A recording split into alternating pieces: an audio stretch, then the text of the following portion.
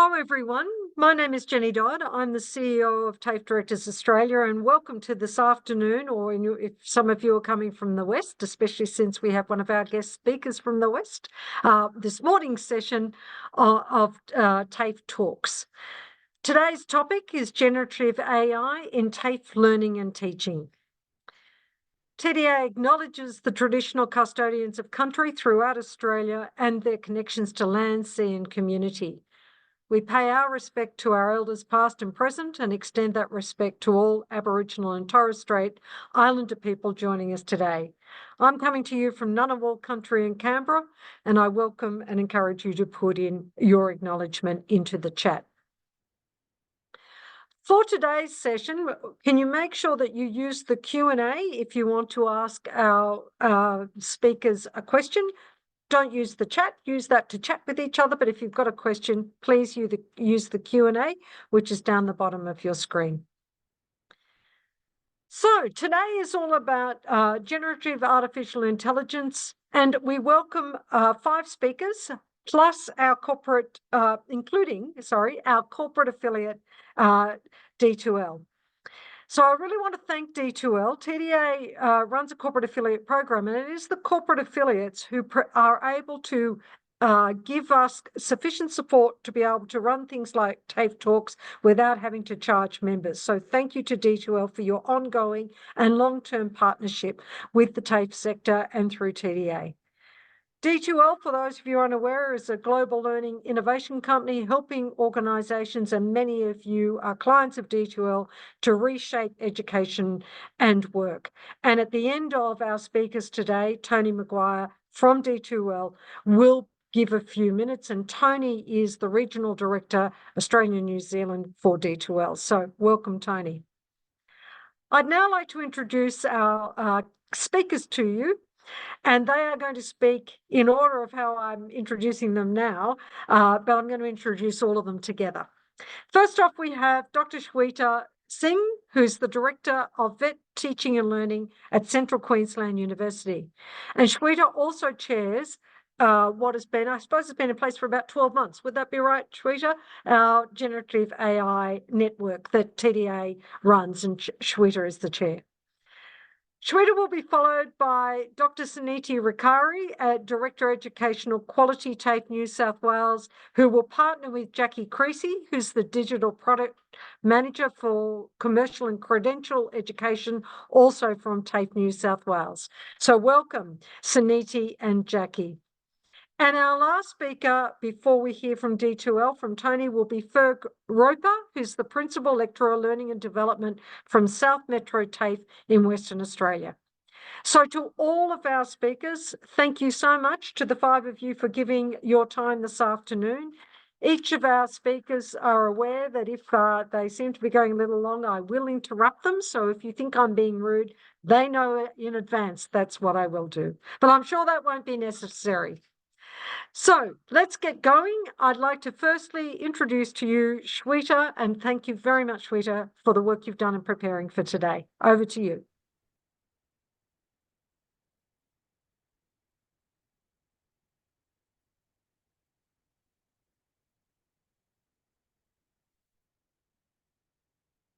Thank you, Jenny. Thanks for your kind introduction.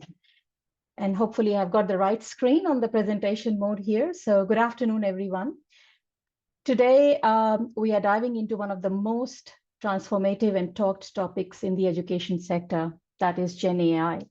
GenAI isn't just a buzzword, it's reshaping how we are teaching and learning in this space. The adoption of these technologies within vocational sector is not only technologically innovative, but also pedagogically sound, resonating to the principles of constructivist learning theories and futuristic career models. So today, I'm going to discuss these topics with the introduction of value chain approach to GenAI in teaching and learning. Education and technological innovation are intrinsically interlinked. Analyzing the infrastructure readiness is crucial to ensure that facilities are equipped to support the GenAI infused training programs. Access to the digital tools and the internet is essential for both students and educators to engage into up-to-date resources and online learning platforms. Technological adoption in vocational education enhances the learning experience by integrating advanced tools and methods into curriculum. Capacity building of teachers is vital to equip with the necessary skills and knowledge to effectively deliver the training. Similarly, capacity building of trainees ensures that they are prepared to meet the industry standards and demands and making them much more competitive in the job market. Capacity building can be wrapped around 3 pillars as per UNESCO's competency framework, which is knowledge acquisition, knowledge deepening, and knowledge creation. So there are numerous examples of GenAI tools which can augment these 3 pillars. So I'll now request Palak to start with the first poll to gauge how many of you are actually ready.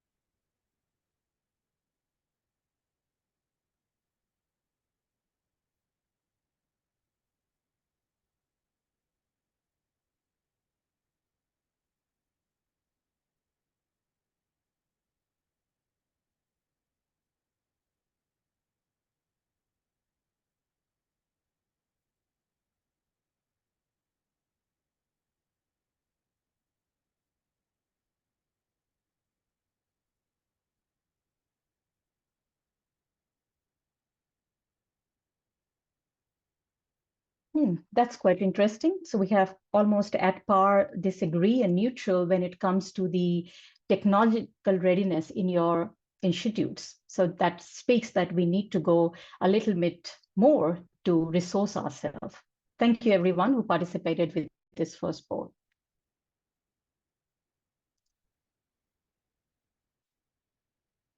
Okay.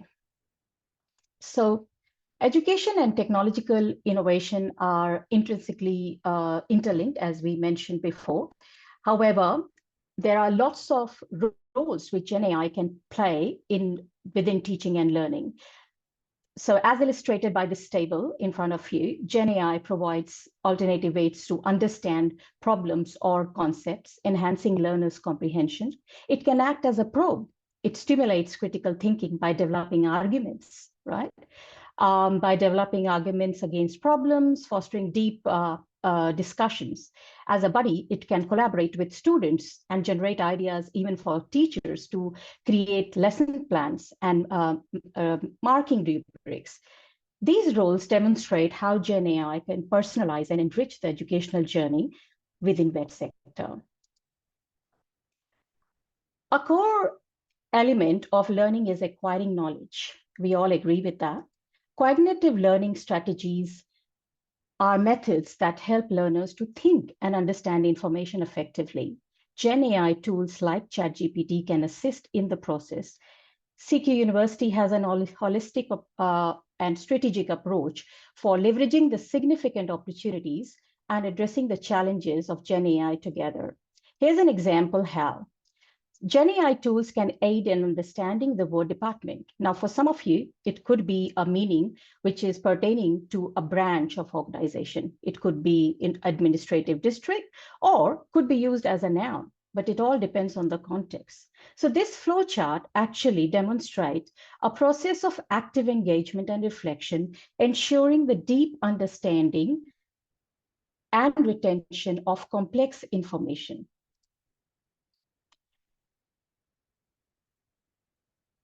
Let's explore this more. Sorry, I do have a discrepancy here. Have I started?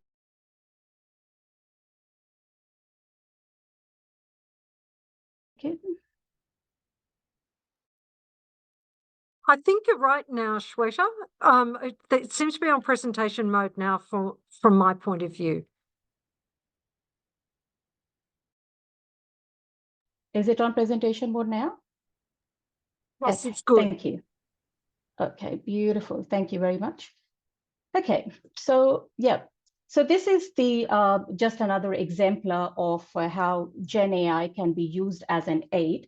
And then GenAI as a value chain proposition, making sure that we are incorporating ASQA standards. So this framework is about 3 R's: support, sustainability, and scalability, responsiveness, and the result, which could be used.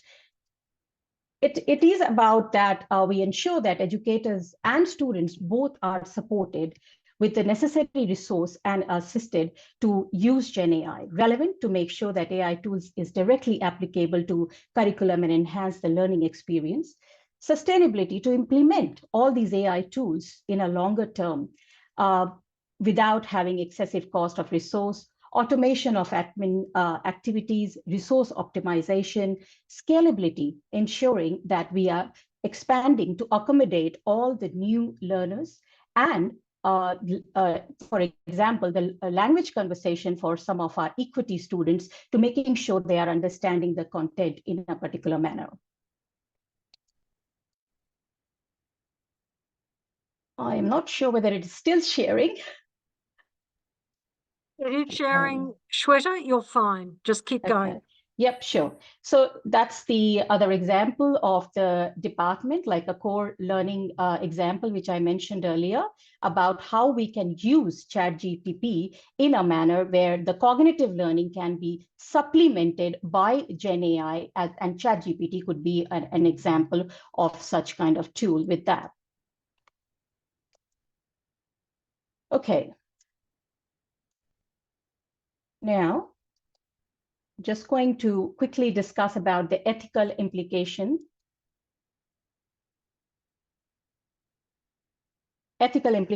and governance structure.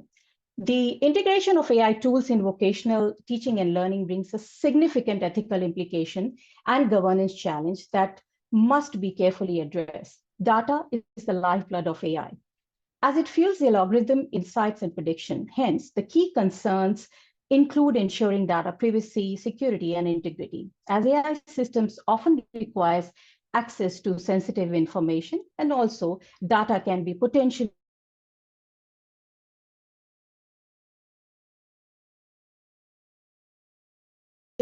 AI tools can inadvertently perpetuate existing inequalities and introduce new forms of discrimination. To mitigate this risk, we should have a robust governance structure, which will be discussed further in this webinar as well today. So may I just request for the poll number 2, Talat?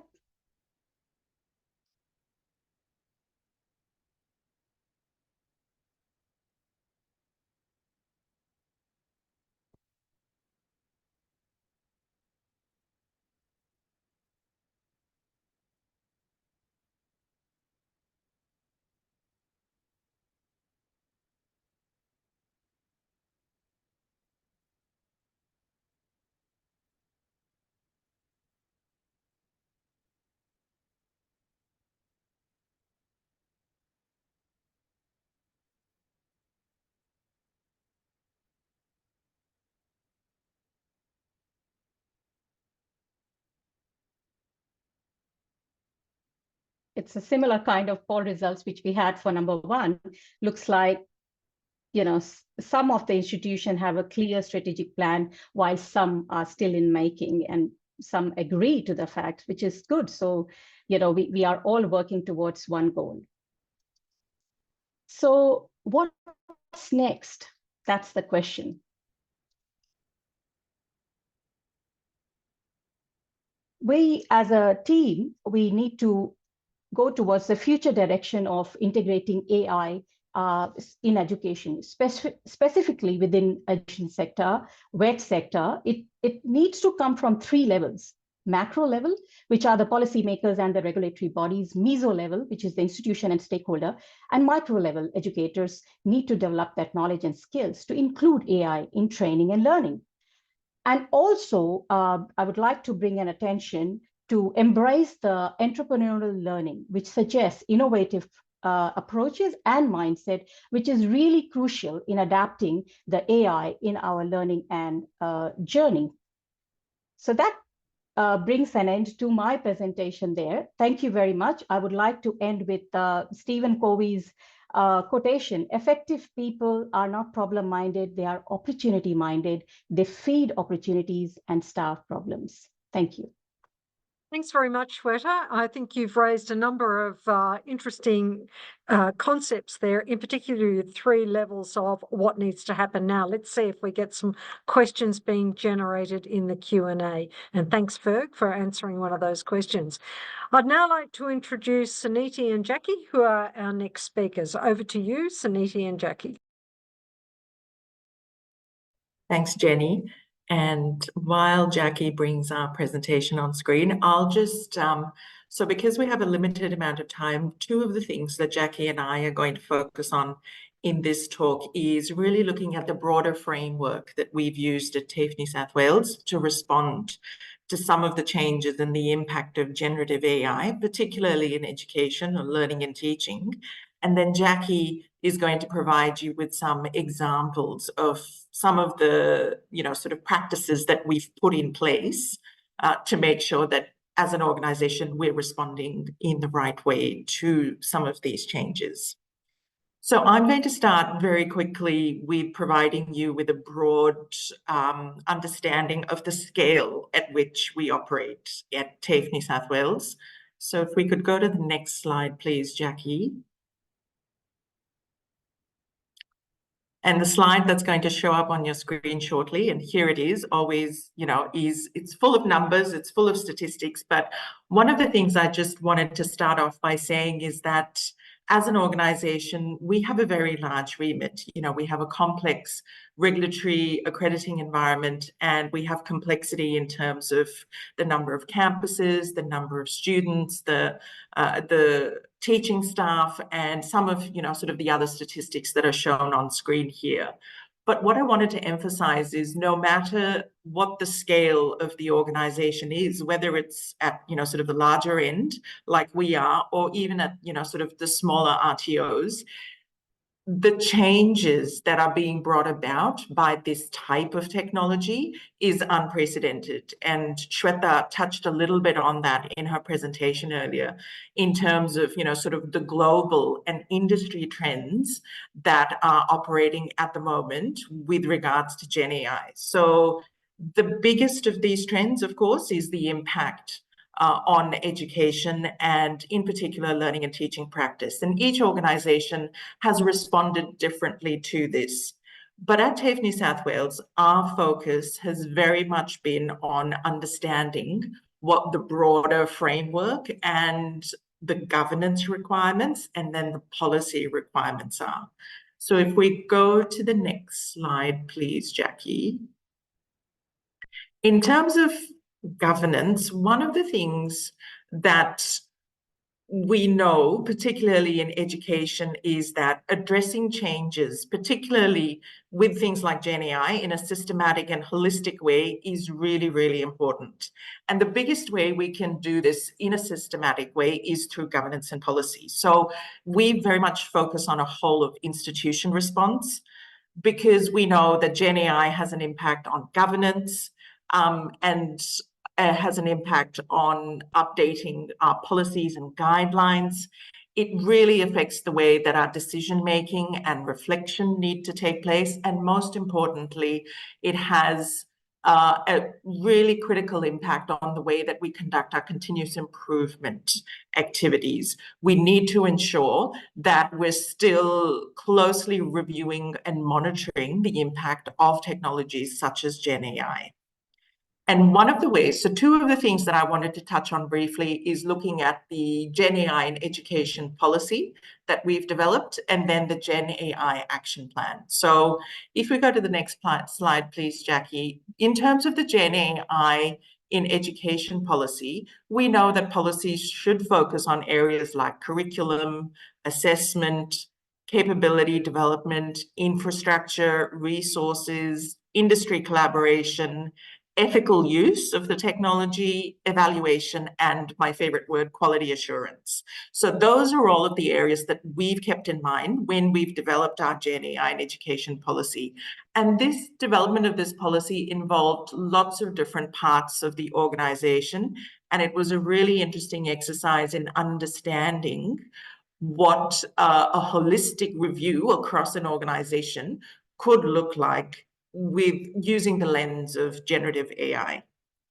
And then finally, the other response that we've done is looking at the creation of a GenAI action plan that runs across the whole organization.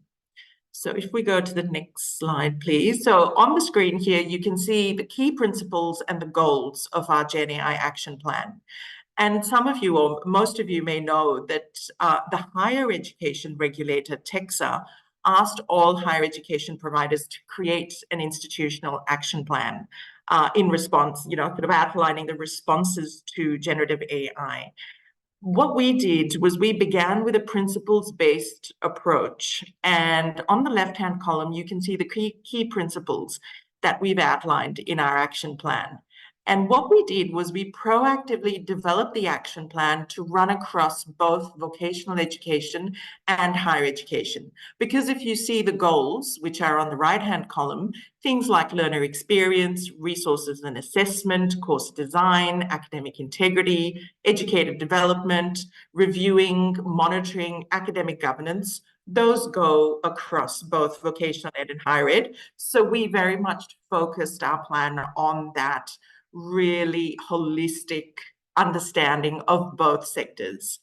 And really the main goal of our plan was the flow-on impact of these steps and some of the more strategic ways in which we can start to implement this throughout the organization.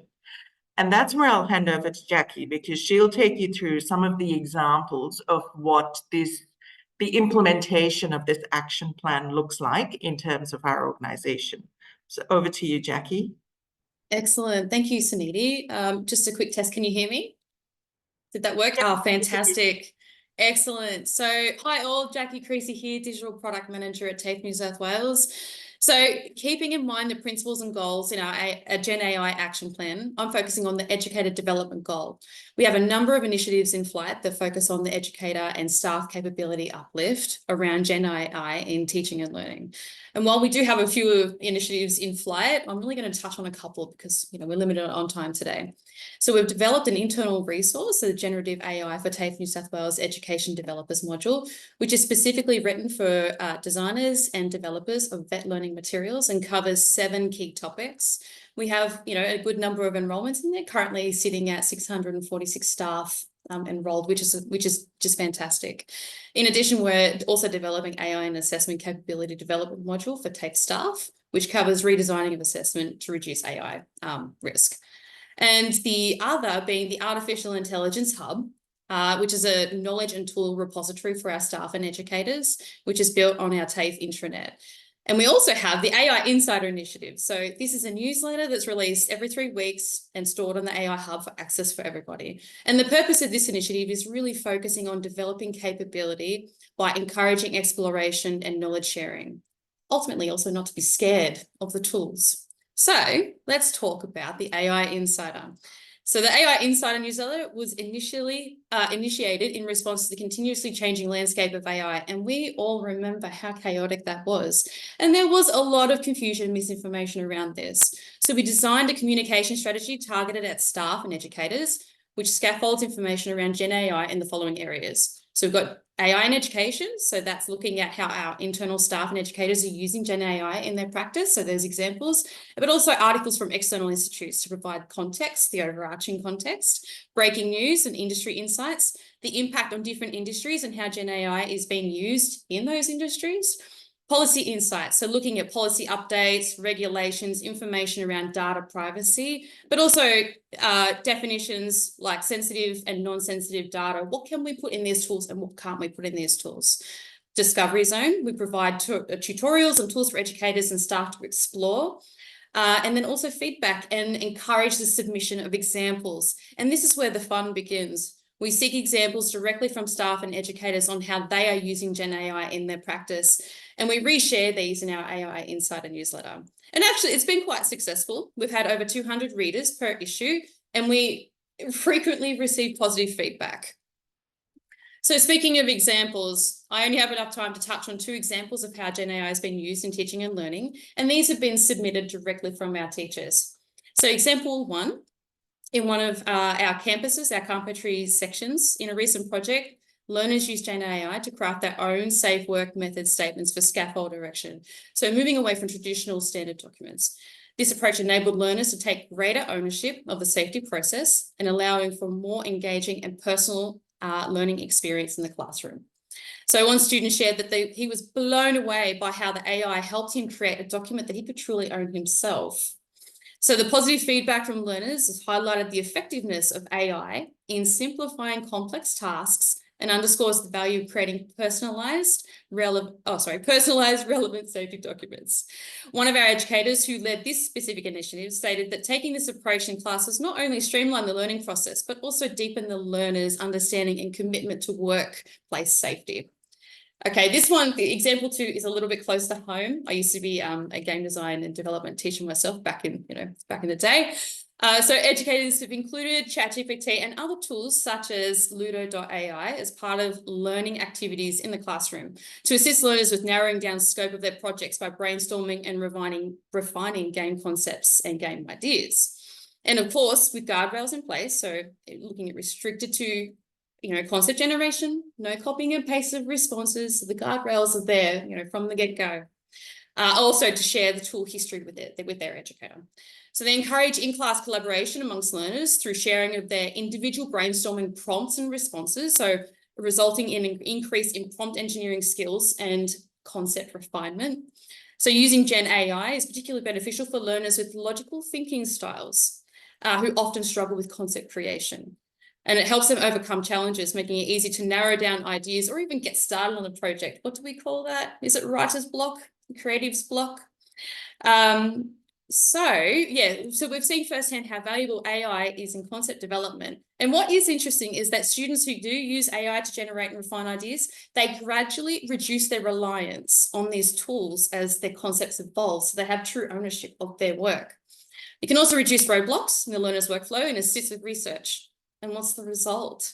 Understanding of how to use these GenAI tools appropriately, a higher quality of work, an increased self-confidence, and a break from the perfectionism cycles, all of which instill a sense of pride in the learner's accomplishments.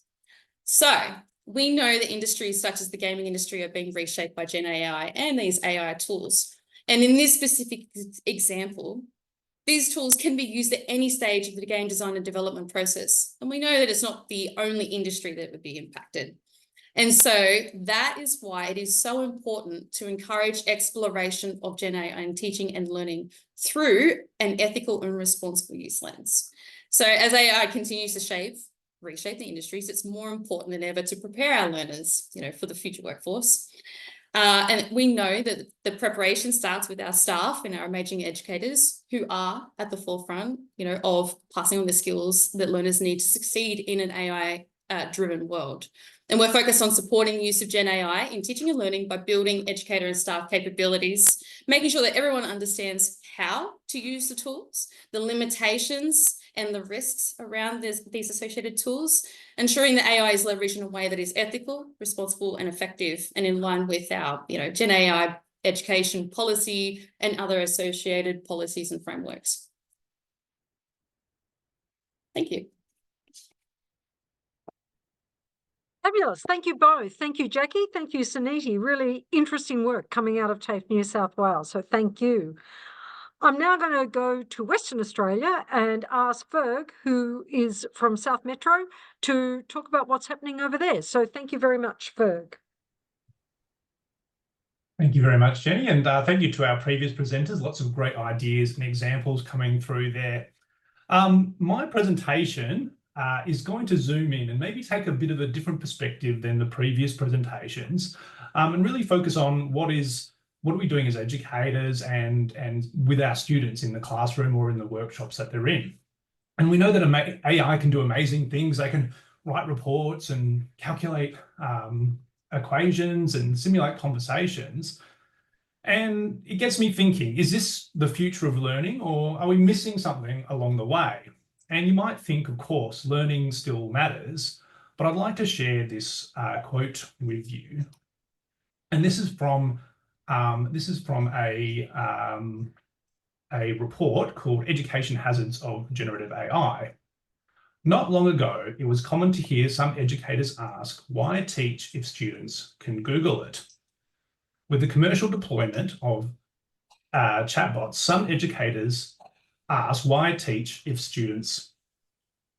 Sorry, my screen has gone blank. Where are we? Sorry, just one moment.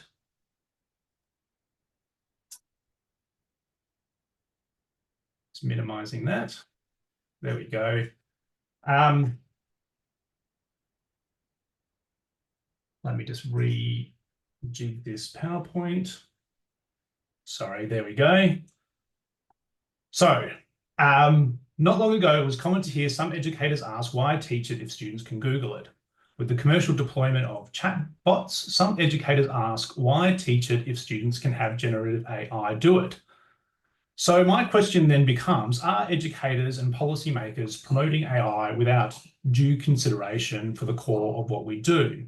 Are we shifting from teaching knowledge and skills to outsourcing it to a machine? And we know that cognitive science shows us that to be productive in the workplace, we can't rely on always looking things up or using tools like ChatGPT. While AI can perform tasks pretty well in a lot of cases, true expertise isn't about those quick answers. It's about the depth of understanding that we have, that high level of competence that we expect our learners to have.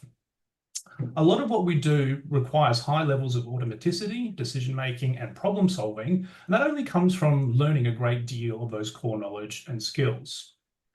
So if I get you to think about a mechanic diagnosing and fixing an engine issue, they can't rely on AI or ChatGPT to make every decision. They need that automaticity and accuracy that only comes from that deep hands-on learning that we provide at TAFE. So when things get complex, you can't always use ChatGPT. And I wanted to share a quote with you here, and this is from an article all the way back from 2000, and this was really about looking things up in Google, but I think it applies to our context here when we talk about AI. And I'll just get you to read the quote there.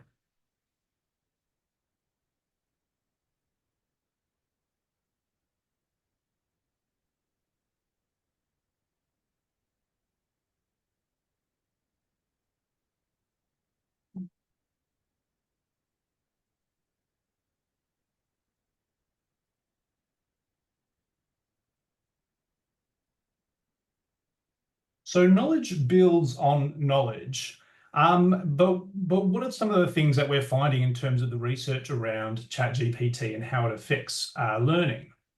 And so this is an article that's recently come out, and there's a quote from here that I'd like to read to you.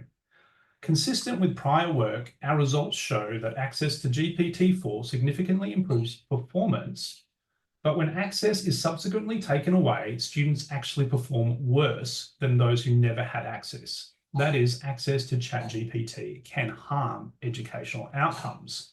And we also know that the information that ChatGPT sends out isn't always accurate. And here's another article that I'll read a quote from. Calling their mistakes hallucinations isn't harmless. It lends itself to the confusion that the machines are in some way misperceiving, but are nonetheless trying to convey something that they believe or have perceived. Their inaccuracy is not due to misperception or hallucination. As we have pointed out, they are not trying to convey information at all. They are BSing. So the content can't always be trusted. But fundamentally, even with correct information, why could using AI harm learning? And it's really because AI is generating the responses, not the student. We know that for learning to occur, students need to practice, rehearse, retrieved information, and that needs to be spaced out and developed over time. And you can even have those robust discussions that you often have in a classroom, like we can see here. And I believe that ChatGPT can give a false sense of learning. And a little quote from an article about the difference between learning and performance. People often mistakenly interpret their performance during acquisition or the learning process as a reliable guide to long-term learning. So you get a sense from ChatGPT and some of these other GenAI tools that I'm maybe learning more than I actually am. So they've read it or they've found it. So do they know it? Or they've done it once, but does that mean that they can do it again? And I would say in a lot of instances, maybe not. Knowing what to ask ChatGPT takes knowledge. Knowing what prompts to use takes knowledge. Evaluating the output takes knowledge. And even synthesizing the different perspectives and ideas takes knowledge. So learning takes time and effort. There aren't any shortcuts. And so any application of AI should focus on what the students are doing. Are they active participants? And large language models can provide great summaries of text, but this can also rob the student of the time and practice to fully understand and integrate them into their existing schemas. AI can take on writing tasks, but this is a missed opportunity sometimes for students to grapple with the content, compare ideas, and bring it all together themselves. And we know that large language models are prediction machines. They aren't using formal rules of things like maths. And this can lead to inaccurate responses. And oftentimes, tools like ChatGPT are compared with calculators. Well, you know, there was uproar over calculators when they were brought in, but calculators give us accurate responses, and ChatGPT and other tools don't always give us accurate responses. And speaking of inaccuracies, it's probably not the big misconceptions we have to worry about. So, and, you know, my apologies to any flat earthers who might be in the audience today. It's actually the plausible but untrue things that we need to be a little bit more concerned about. For example, AI still recommends that I cater to learning styles despite us knowing that it isn't effective for teaching. So AI is only as good as the data it's trained on. Are we sure it's accurate and reliable? And so I want to finish by saying, I love AI, I love ChatGPT.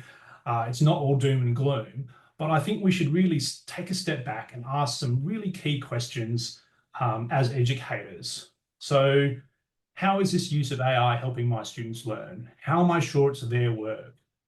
How can my students check and make sure that the output of AI is accurate when they don't have a high level of knowledge or skills to begin with? Could the students do this again if I ask them in a week? Could they do it in front of me without using AI, or could they do it in a shorter time frame? So again, don't get me wrong, I love AI and I can see its potential, but let's ensure that as AI becomes more prevalent, we stay committed to fostering deep, meaningful learning with our students. AI can do amazing things, but learning still matters now more than ever. Thank you. Thanks, Ferg. Some really lovely graphics in there. So thank you very much. Quite stimulating. And I'm sure there'll be some questions. Now, there are some questions in the Q&A before we turn to Tony, and our panelists have been answering them as we go. So thank you to our speakers. Tony, over to you. Some reflections on what you've heard from Western Australia, from Queensland, and from our TAFE New South Wales colleagues. Thanks, Jenny. Superb work from the other presenters, really, the way that you outlined both the governance and framework concerns, and Ferg, your work around the practicalities was just spot on. If I was to offer a couple of reflections, back in the 80s, I was teaching in the classroom and my little grade 5s and I were exploring and learning from things like Apple IIes and making Apple logo programming move turtles around a screen. I would suggest to everyone on this call, we are still at the command line phase of AI. Ian, you asked a question up the top about, are all tools the same? No, some tools will be better aligned to particular tasks we want them to achieve for us. So those tools aren't all equal. But when we think about, it's only 2 years since ChatGPT 4 came out, so I would be strongly recommending to you, think about this as we're still at the command line phase here. This is primitive early days, and what comes down the line is going to make a massive difference in our lives. It's already having impact, but what comes in the next 3 to 5 years is going to be really interesting. To that point, what's coming down the line soon, I would suggest to you things like on-device AI assistance will very much be highly key issues of usage for learners. So instead of being on laptops, They'll have their AI assistant on their phone. The compiler will be there, and they'll be working with that in natural language to achieve certain outcomes. A good example of that is a piece of work that Khan Academy put out recently, where the CEO of Khan Academy was working with his son, and he had a natural language tool running there in the background, and he asked that tool using a camera to help his son work out what a hypotenuse was, an adjacent angle, a whole variety of concepts, and then how to actually work through things like the right angle and what was angle alpha and a few other bits and bobs. The AI assistant jumped straight in and began tutoring his son. So I would suggest AI is, in a sense, the next step in the commoditization of many tasks that we've already tried to assign to technology over the years. Tutoring, repetitive work, we've been thinking about this in many ways in terms of computer-assisted training. AI will make this absolutely ubiquitous and on any tool at any time. So we need to think about those higher order things that we could and should be doing. And Ferg, what you thought about there in the last piece is exactly pertinent here. Governance, absolutely agree with that. I would also suggest that as you think about your capability maps, think about the way in which your technology dovetails together or doesn't. Are there pieces that are trying to duplicate what you've already paid for or are paying for? Please know, from an EdTech perspective, we're still trying to work out what the cost models for these things are. If you think about it, every time someone hits a refresh button in the background, that's $2 or $3, isn't it? So the way that we think about AI, the impact on environment, and also the impact on cost, is still quite naive. So thinking about those costs down the track is really, really important for us. So ethics is not just about use of ethical digital data, the way in which we think about biases. It's also about the impact of what we do on the planet.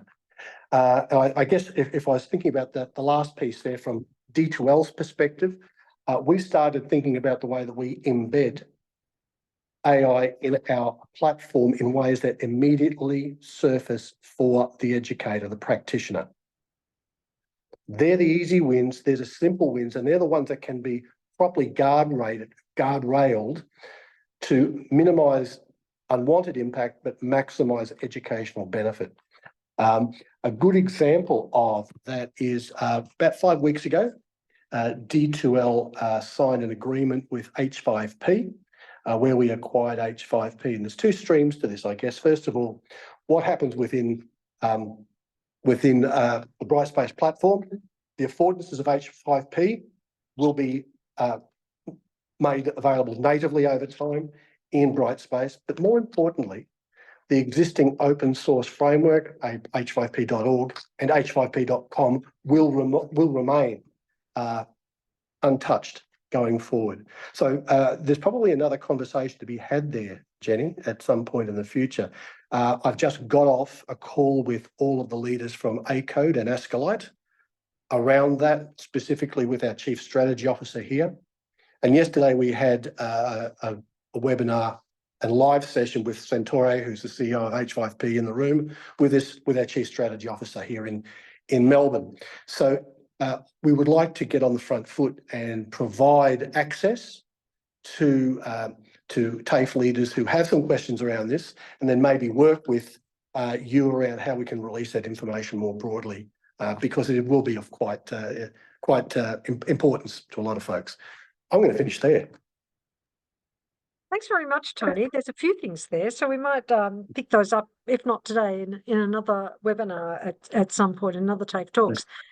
I'm going to ask the first question. I'm going to focus it to Jackie. That was fascinating what you're doing for your educators in TAFE New South Wales. What's the take-up? And so that's sort of part of it. And then the second part is, how are you bringing the whole of your ginormous workforce along with you? So what does the take-up look like, and how are you bringing the rest of the workforce along with you? Okay, when we're talking about uptake, are we talking about the GenAI newsletter? The AI Insider newsletter, that uptake? Yeah, Yeah, fantastic. just how are people engaging and showing genuine interest in wanting to be part of this? Yeah, fantastic question. Thank you to whoever asked that question.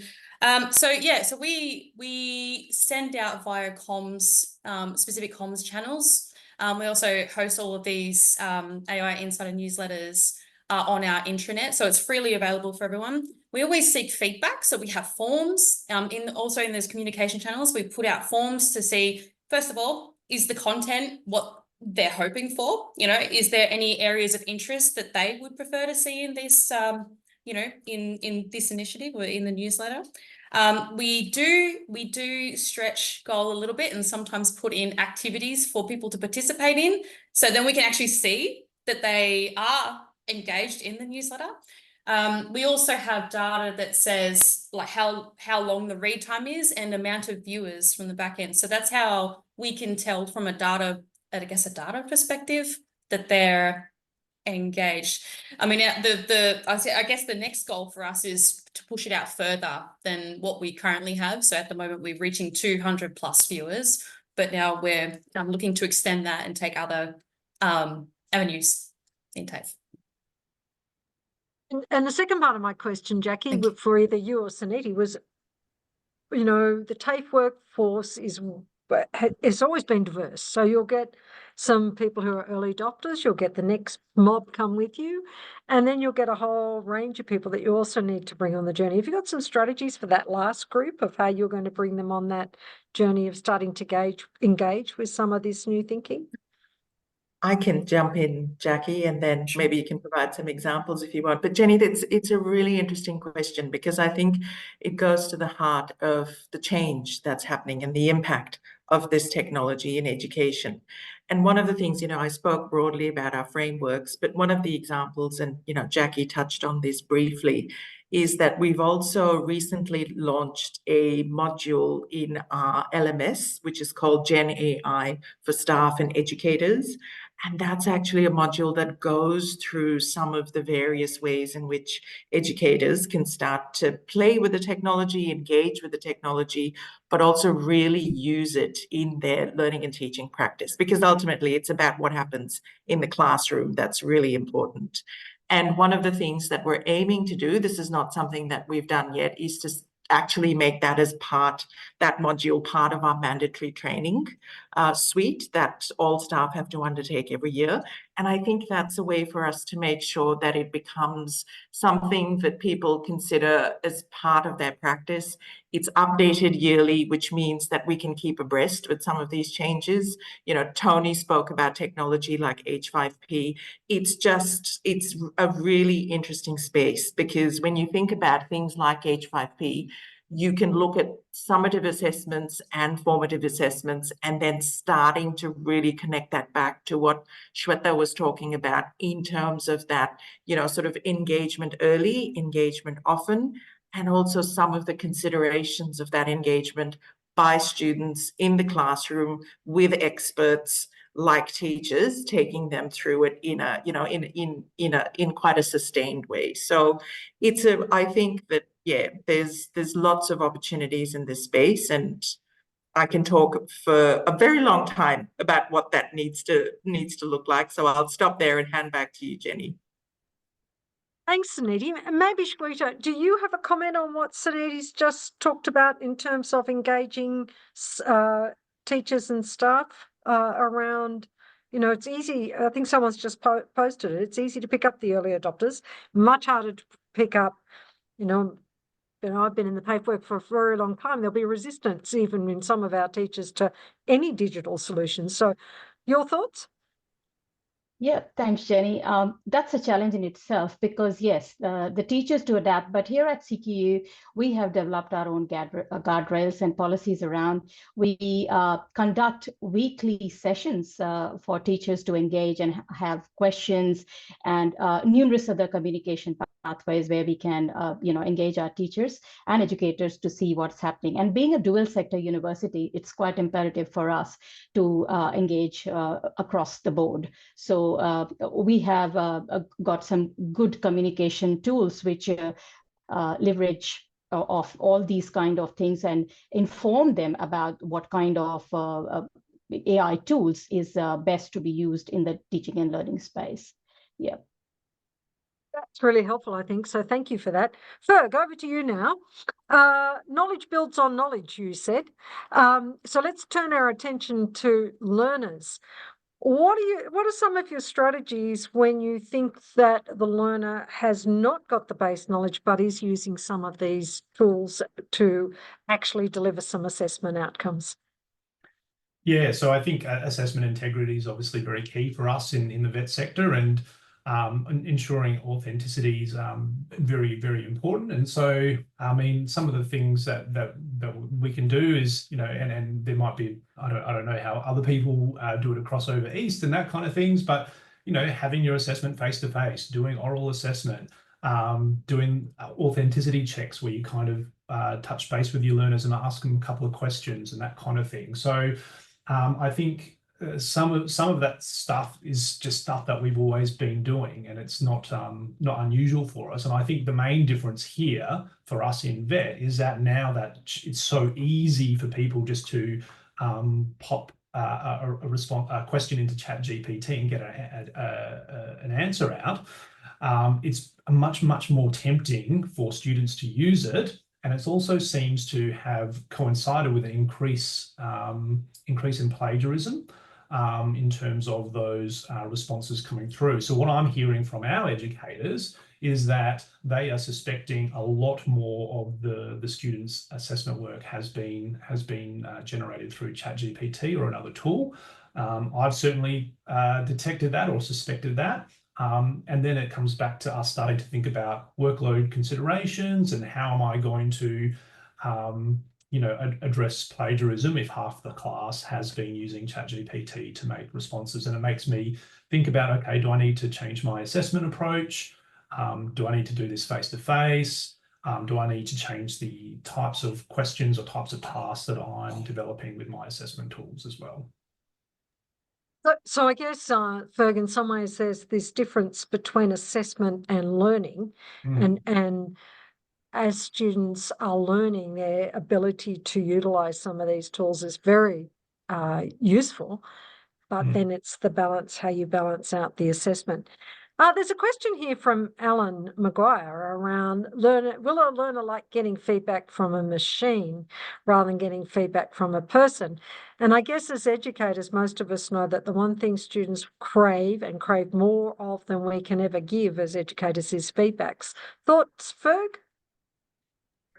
Yeah, so I have trialed putting student, you know, a marking guide and student responses into Microsoft Copilot, and it has given some some pretty good feedback, and it's probably written it faster than I could write it, and that kind of thing. But again, it comes back to the accuracy of it. As well as the expectation around what students want from the TAFE experience. And I think by and large, our students want a personal, you know, engaging, community-based experience. And I think if everything gets kind of outsourced to ChatGPT or another tool, then I think we start to lose a little bit of that connection and what makes TAFE such an amazing experience for our students. Which is that connection you have with your educator and your classmates and that kind of thing. Thank you. A question maybe for you, CQUniversity, is from Julie Large, who's said, is there any examples, or perhaps any of our panelists, are there any examples of generative AI being used for RPL that is anyone aware of?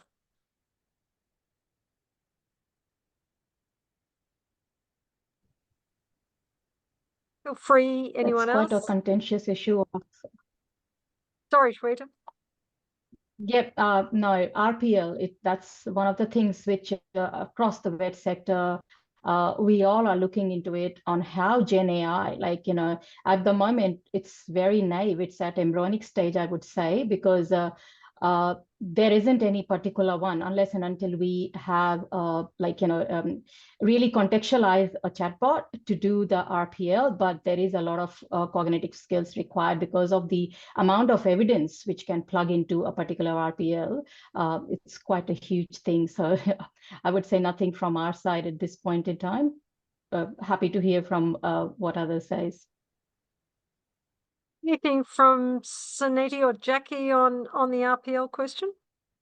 I think it's a really big question, Jenny, and I think RPL and credit transfer, we have to look at it across the sector because, credit transfer is an administrative process to actually transfer credit from one organization to the other. But RPL is sort of that broader recognition of prior learning. And if you think about it, it could include things like knowledge, it could include skills, it could include prior work experience, and those are quite interesting areas to try and create an overarching framework for RPL. I think until we have that overarching framework, it'll be really hard to define that across organizations and institutions. And Jenny, because I have the mic, I also wanted to talk a little bit to, sort of respond a little bit to the previous question around feedback. And I think one of the really important opportunities here is to look at how GenAI can assist with that immediate feedback that's required. We know that immediate feedback is a really, really important part of ensuring retention and early success for students. So if we can use GenAI technology to provide that early, often feedback, it can potentially lead to better outcomes for students at the end. There can be a variety of ways in which feedback is provided, but we know that the literature tells us, retention literature tells us that if the feedback is early and if it's often and if it's immediate, it leads to much better learning outcomes for students. So maybe that's an opportunity that we can explore through technologies like GenAI to really provide that really immediate feedback through quizzes and quick opportunities, and then leave the more sort of broader sustained feedback to human beings, if we want to talk about it, versus AI. Yeah, I would agree entirely with that, Suniti. I think there's enormous opportunity here for that formative, quick feedback where you get a student who might, if you don't give them feedback, go right off track, back on track. But there's equally, and so importantly, that role for as Ferg was saying, for the interaction with the educator. Tony, any thoughts from you, from an industry point of view on any of that conversation? Yeah, I think there's probably an intersection which is being missed a little bit at this point, and that's the intersection between AI and existing automation. So if we think about the way that we can architect learning journeys in systems, we can wrap tools around that, but at the end of the day, much of the formative work and the generation of data out of those formative pieces, the summative components as well, the automation that's available in platforms today is incredible. So the ability to link personalized feedback at scale based on formative pieces of feedback and have it automated is unparalleled. So in many ways, you don't need AI to think about those micro pieces, those nudges. And students recognize, and look, people know they're getting feedback from computers already, from AI already. But we've got to be clear about the way that we communicate, how we're going to provide feedback, the ways in which it will make sense to them. So automation, just really get on board with the automation in your platform. Use that to the maximum that you can that makes sense in terms of the way that you want to engage with your learners. And then where's AI going to be able to add additional value to that? So we've got a lot of tools already. Let's just make sure we use them effectively before we start unleashing the AI bots on us. It's a really good piece of advice there, Tony. It's because we've got a lot of people who've built capability in the existing tools. Let's make sure that capability deepens in that very interactive style. So we just had a session on that, and it was really well received. So just one of the consultants was talking about that. So yeah, no, I think that, and we often use. We all know we use Word and we use it to about 1/10 of its capability. I think your advice there on the broader automation tools is a really good piece of advice. You've got 10 seconds for one last comment. I'm going to come first to you, Ferg. Any last comment from you? Just want to say thank you for the opportunity, and learning still matters and knowledge builds on knowledge. Thank you. Excellent. Thank you, Shweta. Now, thank you very much for the opportunity, and hope we can have more things to venture on in next TDA talks. Thank you. Thank you, Suniti. Thank you, everyone. And let's keep talking. This is a really, really exciting time for us in education. Jackie? Thanks so much for having me. Fantastic opportunity. And it's great to, hear from the panelists and all the questions that have come through. So thanks. Tony? Breathe deeply. The AI train hasn't got to the platform yet. Okay. Look, can we all just do a virtual thank you to our panelists? Really appreciate the conversation today. Thanks for joining us. And that's it for now.